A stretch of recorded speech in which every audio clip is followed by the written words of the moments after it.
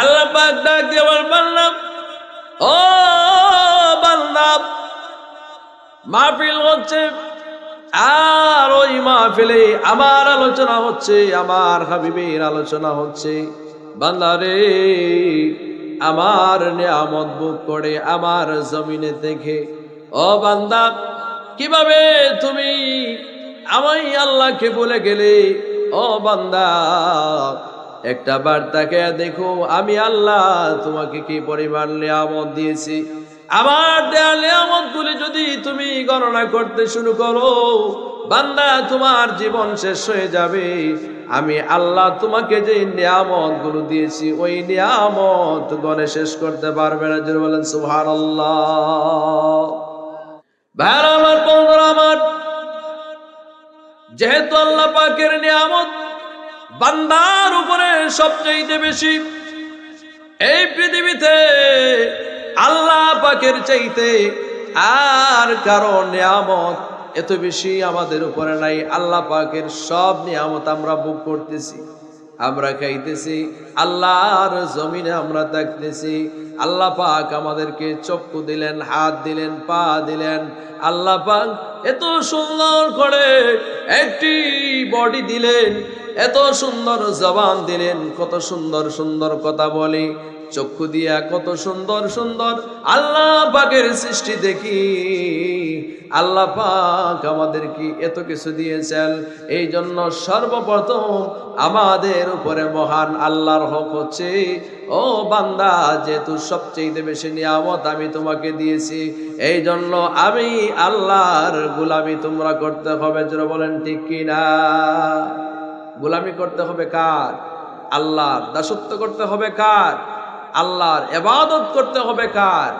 আল্লাহর। এখন যদি প্রশ্ন করেন আপনারা যে হুজুর কেন ইবাদত করব? কারণ গুণ গাই তার, নুন খাই যার। আমাদের গ্রাম্য একটি পরিভাষা আছে, প্রবাদ বাক্য আছে যে নুন খাও যার, গুণ গাও তার। তাইলে আল্লাহ পাকের নিয়ামত আমাদের উপরে কম না বেশি?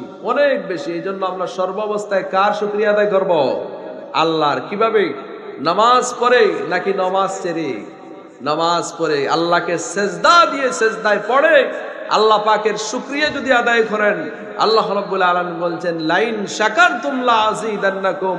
বান্দা, তোমরা যদি আমি আল্লাহর নিয়ামতের শুকরিয়া যদি তোমরা আদায় করো, লাযিদান্নাকুম, অবশ্যই অবশ্যই আমি আল্লাহ তোমাদেরকে আরো নিয়ামত বাড়ায়া দেব। জোরে বলেন সুবহানাল্লাহ। এজন্য সর্ব অবস্থায় কার শুকরিয়া আদায় করতে হবে? আল্লাহ পাকের। সব সময় যে ভাই কেমন আছেন? আলহামদুলিল্লাহ। ভাই আপনার দিনকাল কেমন যাচ্ছে? আলহামদুলিল্লাহ। ভাই কি গাইছেন? আলহামদুলিল্লাহ, ভালোই খাইছি। হ্যাঁ, সব সময় আল্লাহ রাব্বুল আলামিন কি করব? আমরা শুকরিয়া আদায় করব। যদি শুকরিয়া আদায় করি তাহলে আল্লাহ পাক কি করবেন? নিয়ামত আরো বাড়াইয়া দিবেন। আর যদি আল্লাহর অকৃতজ্ঞ হই, আমরা আল্লাহর নিয়ামতের শুকর আদায় করি না, আল্লাহর অকৃতজ্ঞ হই, তাহলে আল্লাহ রাব্বুল আলামিন বলেন, ওয়ালা ইন কাফারতুম ইন্না আযাবি লাশাদীদ। আল্লাহ বলেন, বান্দা, যেই নিয়ামত আমি তোমাদেরকে দিয়েছি, এই নিয়ামতগুলোর যদি শুকরিয়া আদায় না করো, বান্দারে, ও বান্দা, জেনে রাখো, আমার দেয়া নিয়ামতের কৃতজ্ঞতা যদি তোমরা আদায় না করো, আমি আল্লাহ তোমাদেরকে, আমি আল্লাহ কঠিন শাস্তি দিব আর নিয়ামতটা কেড়ে নিব। জোরে বলেন নাউজুবিল্লাহ। আল্লাহ পাক যে নিয়ামত আপনাকে দিয়েছেন, যদি শুকরিয়া আদায় না করেন, আল্লাহর কৃতজ্ঞতা যদি আদায় না করেন, এই নিয়ামতটা আল্লাহ পাক কেড়ে নিবেন। শুধু কেড়ে যে নিবেন তা না, আপনি যে আল্লাহর অকৃতজ্ঞতা জ্ঞাপন করলেন, অকৃতজ্ঞতা জানাইলেন, সেজন্য আল্লাহ পাক আযাবের মধ্যে গ্রেফতার করবেন। জোরে বলেন নাউজুবিল্লাহ। তাহলে প্রথমেই যে কথাটা বলতে চাই যে যেহেতু আল্লাহর নিয়ামত, আল্লাহর অবদান, আল্লাহর অনুদান, আল্লাহর দয়া, আল্লাহর মায়া, আল্লাহর রহমত, সবকিছু যেহেতু আমাদের উপরে সবচেয়ে বেশি আল্লাহর, সেই জন্য আল্লাহর গোলামি করতে হবে। কার?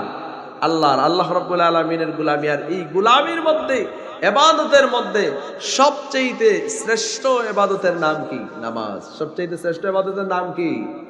নামাজ। কিন্তু আজকে আমরা নামাজ থেকে গাফেল, আমরা নামাজ পড়তে চাই না। আজকে এমন অবস্থা হয়েছে, আপনার বাড়িতে যে কুকুর রাখছেন, এই কুকুর মালিক চিনে, কিন্তু মানুষ হইয়া মালিক চিনে না। জোরে বলেন ঠিক না বেটি? ভাই আমার, বন্ধুরা আমার, আপনার বাড়িতে একটি কুকুর যদি লালন পালন করেন, এই কুকুরটাকে প্রতিদিন আপনি ভালো খাবার দেন না, বাতের ফেন আপনি দেন, আর গোসা কাটা আড্ডিগুলো এই কুকুরকে দেন। এই কুকুরটাই খাবার খাওয়ার পরে আপনাকে চিনে আপনার সাথে বেয়াদবি করে না। এই কুকুরটা সারা রাত্র আপনার বাড়ি পাহারা দেয়, মালিক চিনে, মালিকের কৃতজ্ঞতা আদায় করে। কিন্তু এমন মানুষ আছে যারা আল্লাহ রাব্বুল আলামিন যেই মালিক আমাদেরকে সৃষ্টি করেছেন, যেই মালিক আমাদেরকে রিজিক দিতেছেন, যেই মালিক আমাকে অক্সিজেন দিয়েছেন, যেই মালিক আমাকে কথা বলার স্বাধীনতা দিয়েছেন, যেই মালিক আমাকে অন্ধ বানান নাই, যেই মালিক আমাকে পঙ্গু বানান নাই, যেই মালিক আমাকে এত কিছু দিয়েছেন, ফজরের আযান হওয়ার পরে আমরা ওই মালিকের ডাকে সাড়া দিয়া মসজিদে যাই না, আমরা খাতা মুড়ে দিয়ে ঘুমিয়ে থাকি। যারা বলেন ঠিক না বেঠিক? আমাদের অবস্থা হচ্ছে এই, আজান হওয়ার পরে মসজিদে যাই না, আল্লাহর গোলামি করি না, সেজদা দেই না। ওই কুকুরটাও আমাদের চাইতে, যারা আল্লাহর কৃতজ্ঞতা আদায় করে না, মালিককে চিনে না, সে ওই কুকুরের চাইতেও আরো নিকৃষ্ট। জোরে বলেন ঠিক কিনা? ওই কুকুরের চাইতে আরো খারাপ। কুকুর মালিক চিনল, কিন্তু আপনি আমি মালিক চিনলাম না। যেহেতু আল্লাহ রাব্বুল আলামিন আমাদের কি এত কিছু দিয়েছেন, তারপর আল্লাহ বলতেছেন, বান্দা এত কিছু দেওয়ার পর তোমার প্রতি আমার আদেশ হচ্ছে তুমি আমার গোলামি করো। গোলামি করবো কার? আল্লাহর। আল্লাহর গোলামি করতে হবে, আল্লাহকে স্মরণ করতে হবে। তারপর আল্লাহ রাব্বুল আলামিন বলেন যে আমার নিয়ামতের পরে, আমার অবদানের পরে তোমার মা এবং বাবা, যে দুইজনের মাধ্যমে তুমি এই দুনিয়াতে আসছো, তুমি তাদের সাথে ভালো আচরণ করো, ইহসান করো। জোরে বলেন সুবহানাল্লাহ।